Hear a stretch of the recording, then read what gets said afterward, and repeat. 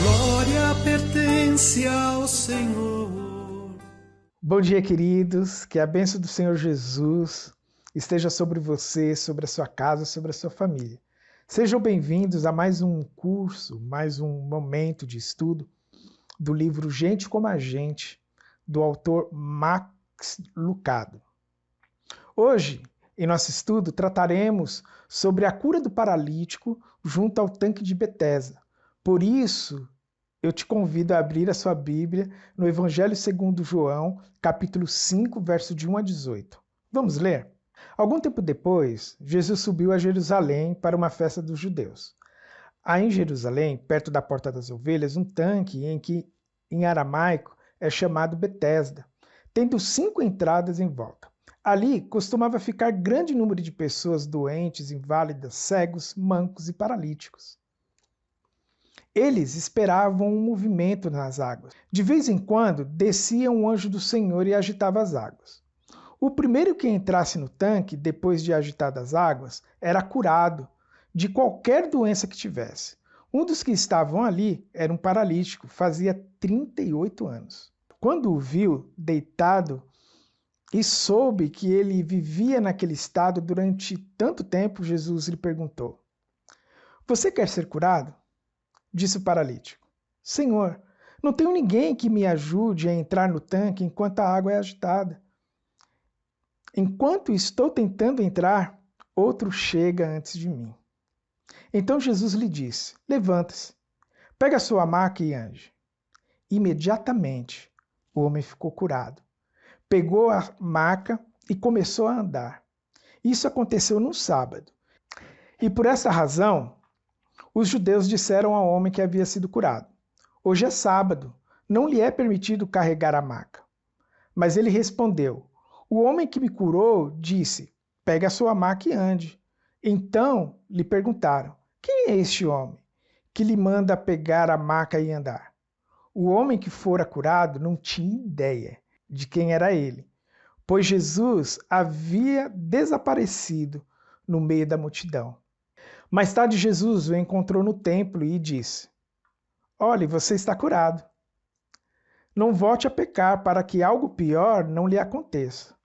O homem foi contar aos judeus que fora Jesus quem tinha curado, e então os judeus passaram a perseguir a Jesus, porque ele estava fazendo essas coisas no sábado. Disse-lhe Jesus: "Meu pai continua trabalhando até hoje, e eu também estou trabalhando."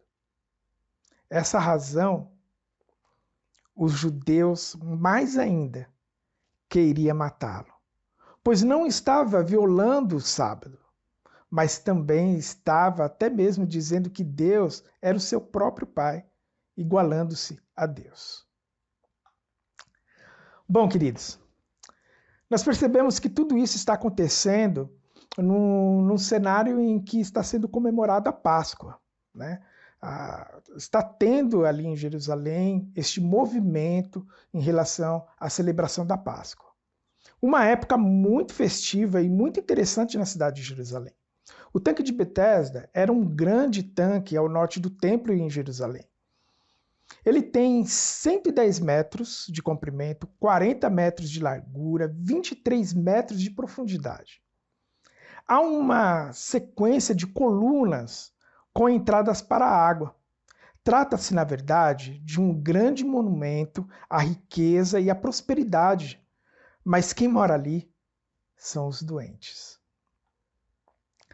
Há um grande risco, e a você e a mim, quando olhamos para este texto, para esta história, e a gente passa a entender que essa história só está falando sobre um doente, um paralítico em Jerusalém, um inválido.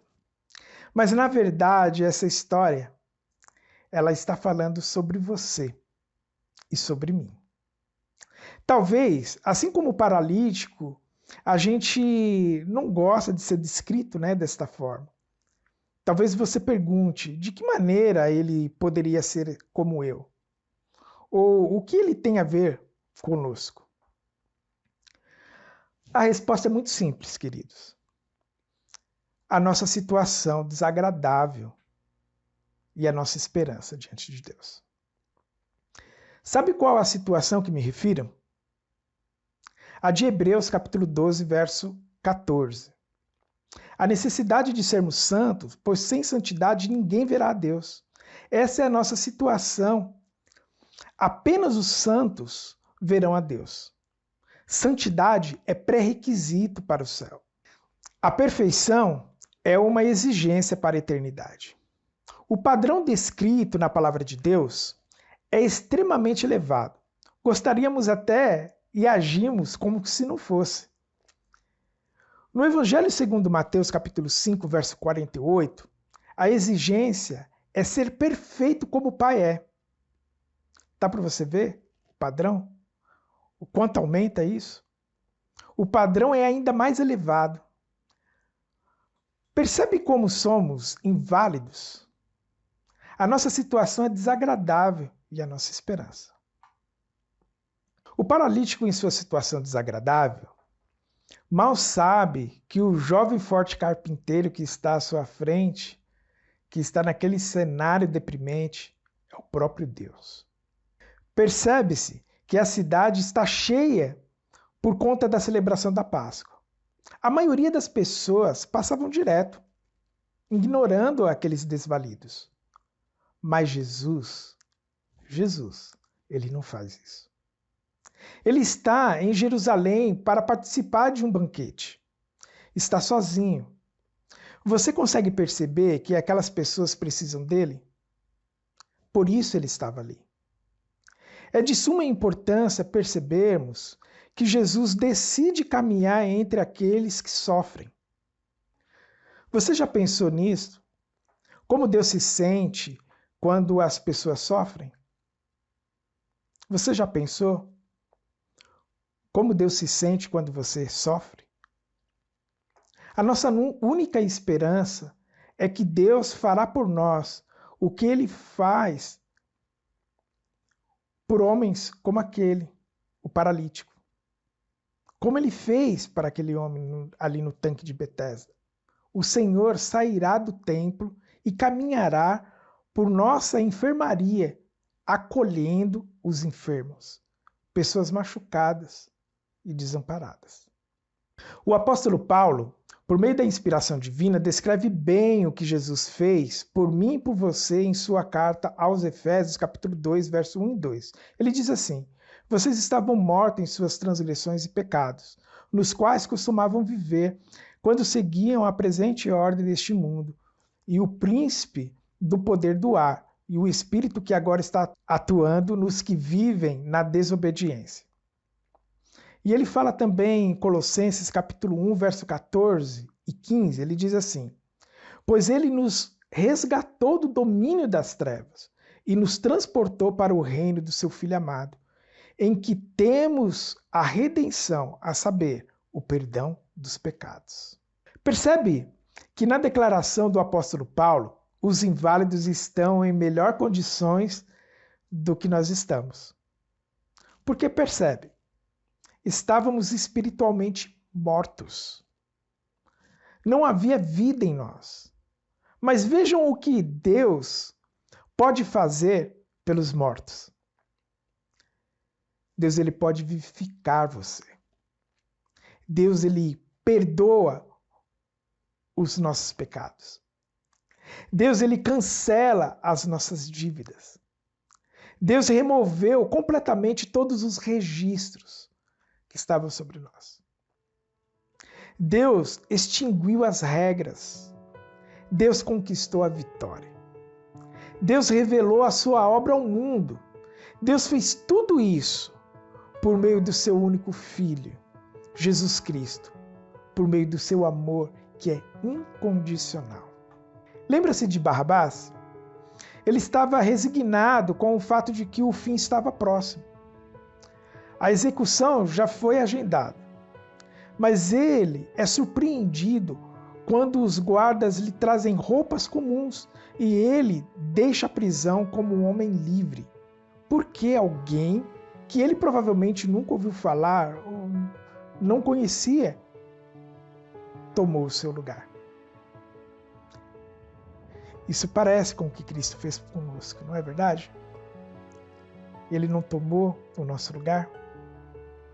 Gostaria que fôssemos capazes de fazer exatamente o que Jesus manda, assim como o paralítico fez. Por esta razão, pergunto a mim mesmo e pergunto a você também. Que paralisia é essa que nos confina? O que é essa estúpida indisposição de sermos curados? Por que não nos rendemos de prontidão à ordem de Jesus?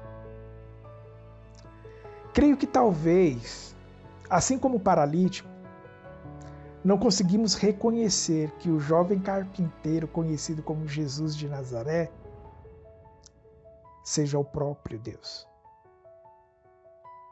Temos muito a refletir, no estudo de hoje, não é mesmo? Por isso, eu gostaria de fazer algumas perguntas para que você desenvolva essas perguntas aí no seu grupo de estudo. A primeira é: com que frequência você deliberadamente opta por circular entre aqueles que sofrem? A segunda pergunta: de que maneira a história do homem doente serve como uma representação da minha ou da sua história? E a última pergunta: será que, tal como aconteceu com o paralítico, Jesus está dizendo a você para se levantar em alguma área de sua vida? Se a resposta for sim, diga qual. E se isso está acontecendo, o que você planeja fazer em relação a isso? Deus abençoe.